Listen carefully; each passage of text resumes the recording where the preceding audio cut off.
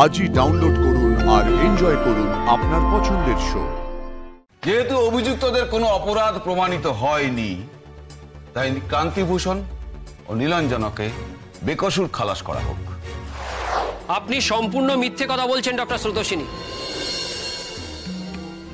আপনি খুব স্মার্ট বুদ্ধিমতী মেয়ে, আর সেই জন্যে আপনি যে উমুলপুর গিয়েছিলেন সেটা যাতে আপনার মোবাইল লোকেশন ট্র্যাক করে ধরা না যায়, সেই জন্য আপনি মোবাইলটাকে বাড়িতে রেখে গিয়েছিলেন।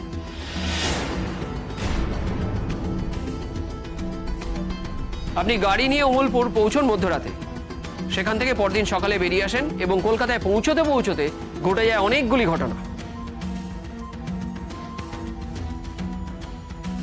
আপনার দিদি হাসপাতালে ভর্তি হন, কিন্তু আপনি সেখানে নেই।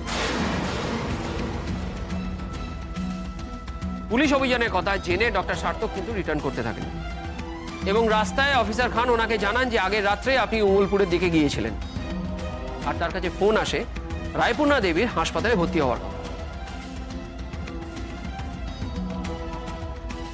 উনি উমুলপুর যাওয়া স্থগিত রাখেন এবং কলকাতায় ফিরে আসেন এবং আত্রেয়ীর বাড়িতে যান, কিন্তু সেখানে আপনাকে পান না।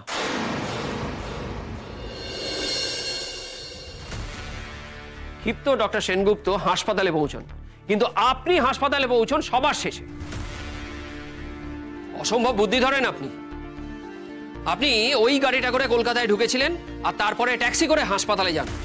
আপনি এত কিছু করেছিলেন কারণ আপনি আপনার বোনকে চিনে গিয়েছিলেন, আর আপনি আপনার বোনকে সাবধান করতে এতটা ডেসপারেট হয়েছিলেন যে এতগুলো ঘটনা ঘটিয়েছেন।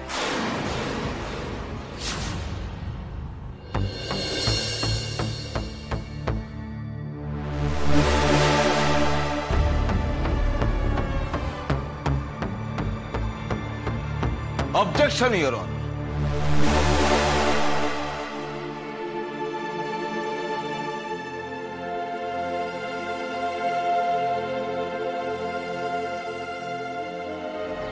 দীর্ঘ সাক্ষ্য প্রমাণ ও প্রশ্ন উত্তরের পর এটা পরিষ্কার বোঝা যাচ্ছে যে প্রসিকিউশনের কাছে কিছু হাইপোথিসিস আছে, কোনো সাক্ষ্য বা প্রমাণ নেই।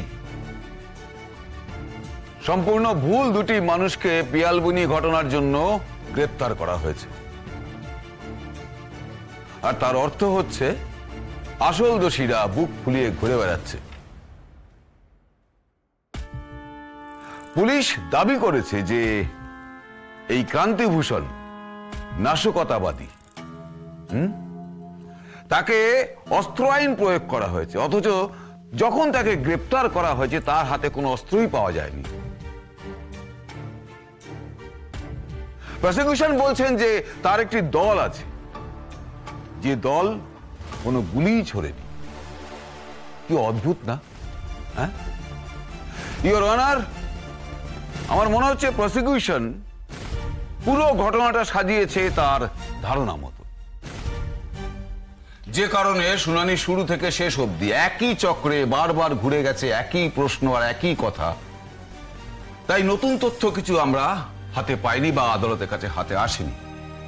তাই ডিফেন্স দাবি করছে যেহেতু অভিযুক্তদের কোনো অপরাধ প্রমাণিত হয়নি, তাই কান্তিভূষণ ও নীলাঞ্জনাকে বেকসুর খালাস করা হোক।